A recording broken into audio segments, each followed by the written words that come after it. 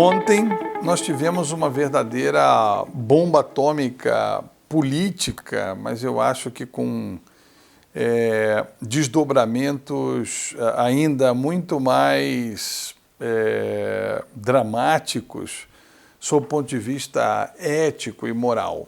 Por quê? Né? Fachin, que eu considero da banda do bem, dentro do complexo político do STF, Fachin ele foi obrigado a aceitar uma tese de defesa que alegava que o Fórum da Justiça Federal de Curitiba não era o fórum adequado para julgar os crimes do ex-presidente Lula, né? Mais especificamente em relação ao caso do triplex, do sítio e do Instituto Lula, né? Existem mais alguns processos enfileirados e Lula não vai escapar de ser responsabilizado por seus gravíssimos crimes. O ponto é que Fachin foi obrigado a aceitar, no âmbito das decisões do STF, o STF versa sobre o processual e não sobre mérito. Então o Fachin, ele aceitou a questão do fórum para julgamento, que na realidade, pela amplitude dos crimes de Lula, é a Justiça Federal em Brasília e não em Curitiba. Mas de forma alguma isso absolve Lula, isso não é um atestado de bons antecedentes, é ao contrário, né? A defesa de Lula está usando politicamente isso para alegar uma injustiça cometida contra ele, ou a perseguição do Moro, negativo.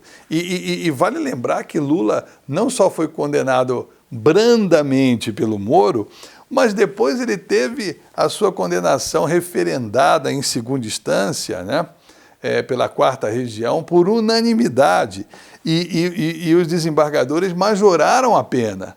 E Moro foi brando outra vez ao colocar Lula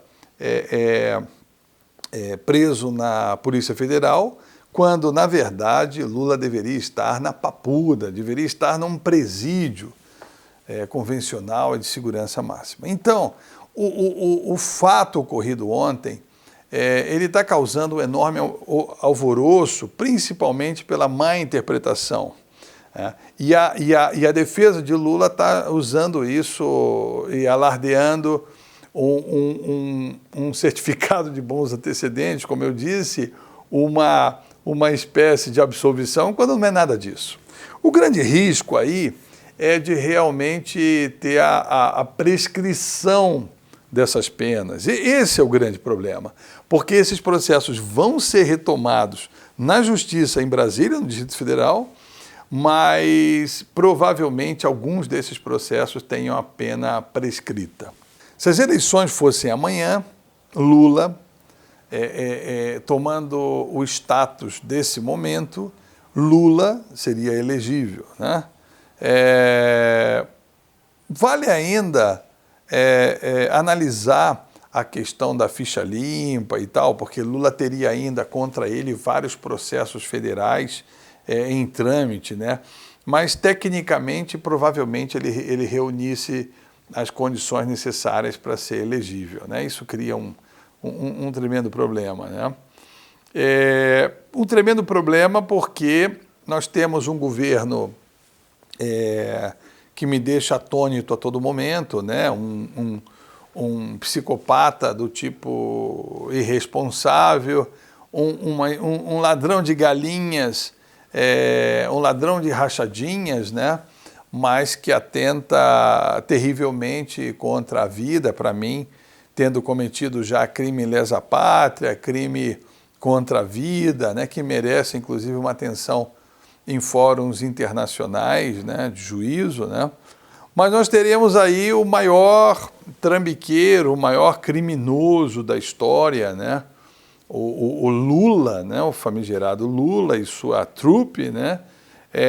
De volta à cena, né? Então nós temos aí um cara cometendo crimes contra a vida, crimes lesa pátria, Lula também cometendo crimes lesa pátria contra o erário, né, um cleptocrata.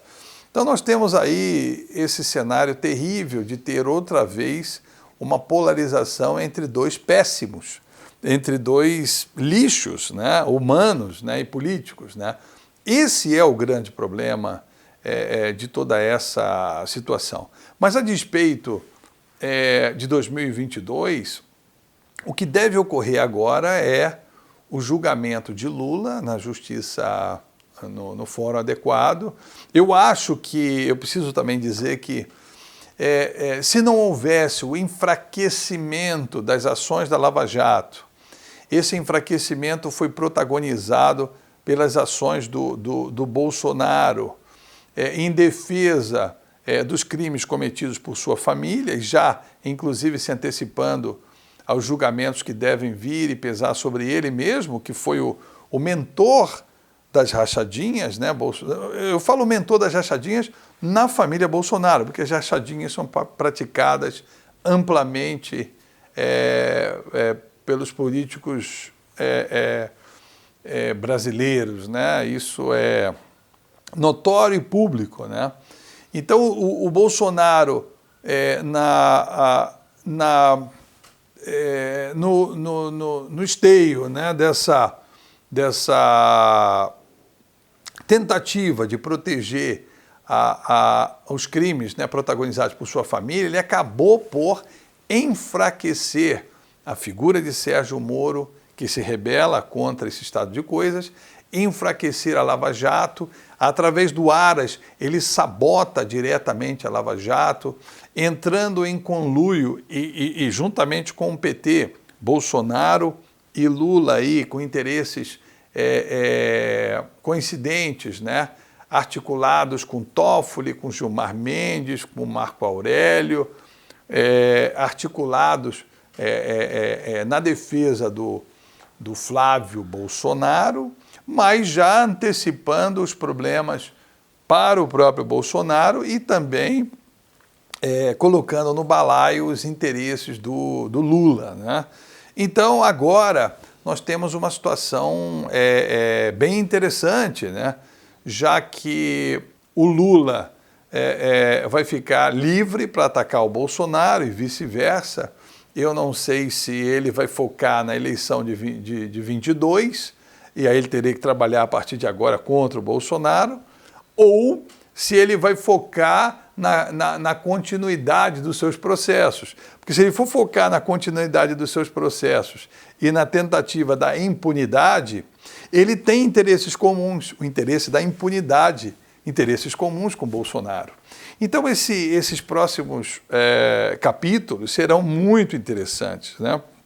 Você vai ver, por exemplo, o Bolsonaro atacando o Lula. Então, pela primeira vez em muito tempo, você vai ver o Bolsonaro falar alguma coisa minimamente respeitável, né? E você vai ver o Lula atacando o Bolsonaro, quer dizer, pela primeira vez em muito tempo, você vai ver o Lula dizer alguma coisa que é verdade, né? Isso é muito, muito interessante, complexo. Eu estou muito curioso, atônito e curioso em como a mídia, como a opinião pública vai encarar enfim, as consequências dessa tremenda bomba atômica que foi detonada no dia de ontem.